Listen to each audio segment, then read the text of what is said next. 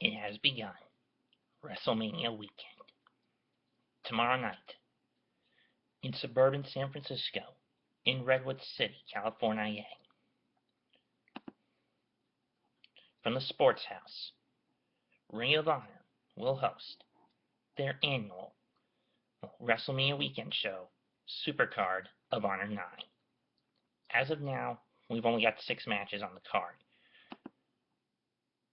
Any matches that are going to be added after making this video will not be added, will not be mentioned, for those who are wondering. So let's get this started. First up, get it out of the way, Michael Elgin against Frankie Kazarian. Not going to be a good one in my opinion. And I'm going to go Elgin to try and get back on track. Kazarian's just, in the past year or so, the addiction, Danielson and Kazarian, they've been just there. Falling far below my expectations from when they returned in 2014. Roderick Strong against the Fallen Angel. This one will be better than the Elgin Kazarian match, but I don't expect much from it. But if there's going to be someone who's going to win this, it's going to be Roddy. They're trying to build him back up into credible status, to being a credible contender for the title again, and giving him a win over one of the founding fathers of ROH would be a step in the right direction.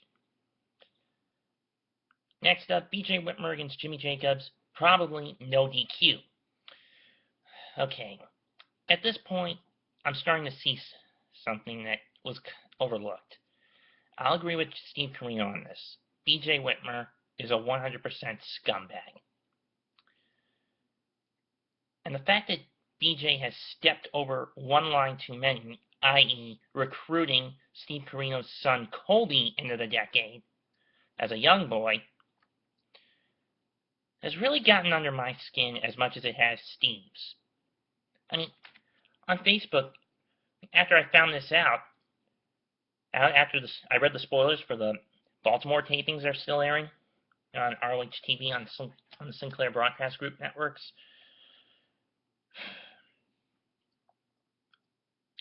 I tried to beg Steve to go to face BJ in a match tomorrow night.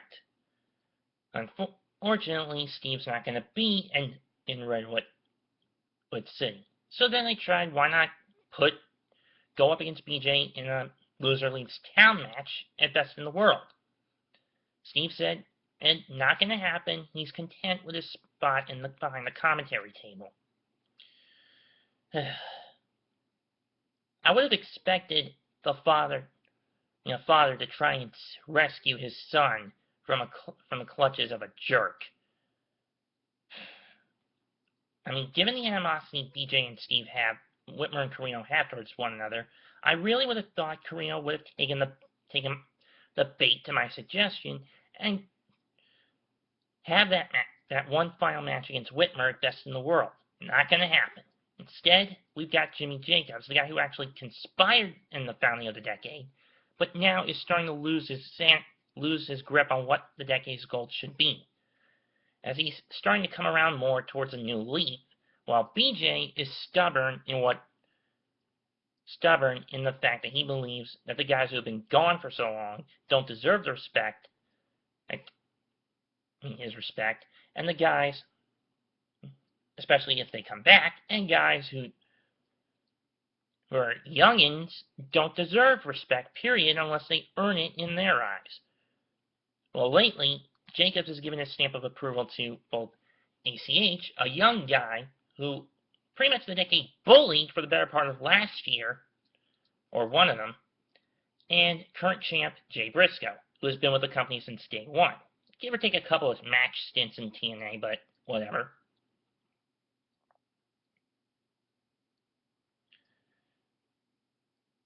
And we know the history between BJ and Jimmy. BJ picked Jimmy to be his partner. They won the tag titles. That was in 2005. A year later, they were at each other's throats. The super powerbomb off the top in your face 06. Supercard 2007. The Steel Cage Bloodbath at Supercard of Honor 2, which you can watch on this Ring of Honor's Greatest Rivalries DVD. This was before the Koch scandal. And this was released before the Koch scandal, for those wanting to know. It's probably one of the few ROH DVDs I was able to find in FYE.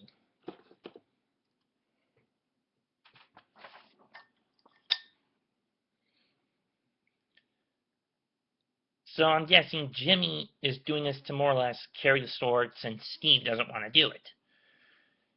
That's fine, dandy and all. Well, but I still wish it was Carino going in there. I mean, it's obvious everything that Whitmer has been doing and saying has been to goad Carino into attacking him. Or goad Carino to get back in the ring one last time. If they don't sell this angle before Glory by Honor, I'm going to be pissed. Before All-Star Extravaganza 7, I'm going to be mad.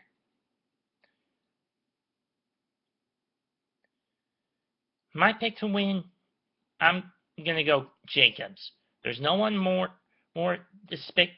devious, more maniacal, and more insane when it comes to a no DQ match. ROH television title match. Jay Lethal, your defending champ with now Truth Martini, Jay Diesel, and Donovan Dijak in his corner, taking on New Japan Junior Heavyweight legend Jushin Thunder Liger.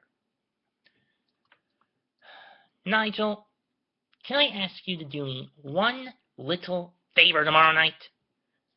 And that is bar the rest of the HOT from ringside. Because I am sick of Lethal getting out in and out of arenas with that title because of that little troll Martini and his goon squad. Shut up, Mom. This has been going on for 1 year too damn long. Either put it into the ring now or do it at the New Japan shows, because I sure as hell do not want to see Lethal carrying that title back to New York at Best in the World Friday night, June 19th. With that little gremlin Martini running around, being a little hoopla rouser that he is. And I don't want Jay Diesel or Donovan Dijak getting involved.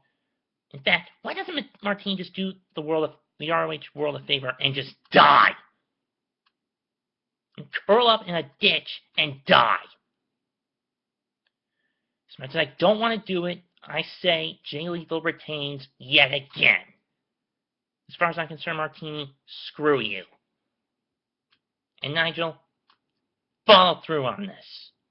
Bar the HOT from ringside. Period. For every other defense Lethal has after this, if he walks out still the champ.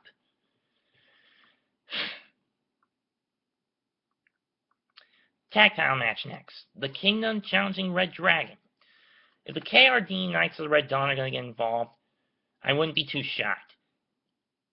I mean, like Lethal, Red Dragon has held the tag titles close to a year now. Difference is, the fans actually like Red Dragon. They have come to respect and even love Red Dragon. Why? Because they don't have a manager who will do anything to keep the silver spoon in his mouth.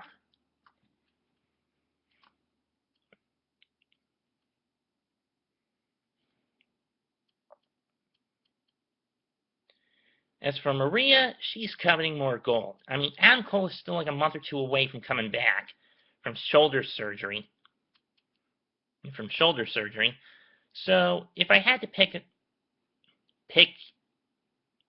make a point when Red Dragon's title reign would have to end, it would have to be tomorrow night.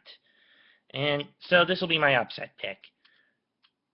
The Kingdom, Michael Bennett, Matt Taven, new Ring of Honor World Tag Team Champs. As much as I don't want to say it. Finally, main event. 10 years in the making. 11 years since their final encounter at our best 04 in that bloody steel cage match. The feud, a matchup that reignites one of the most bloodthirst, violent, and gruesome feuds of Ring of Honor's early years. In one corner, the returning Samoan submission machine, Samoa Joe. In the other corner, the champ, Jay Briscoe. And the Ring of Honor World Heavyweight title is on the line. In all the matches the two had between each other in the early days, Jay Briscoe never defeated Joe one-on-one. Sure, he got a pin or two on him in multi-man matches, but the title wasn't on the line in those matches. This time, it is. And it's one-on-one once more.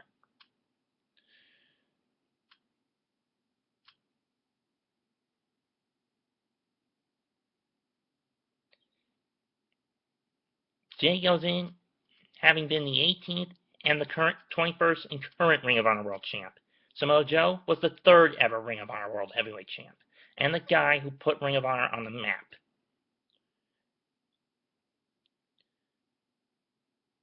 Most of the easy money bets on Joe, but I'm going to lock this one up and say that it's going to be it's going to be the tough guy, Jay Briscoe, coming out on top at Supercard of Honor 9.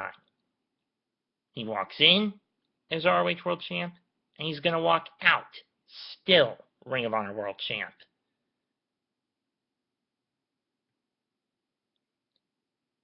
But it will be one hell of a match. That much I can attest to. Peace. I'm out. That's it from me. This is a VOD preview, but I'm out. Peace.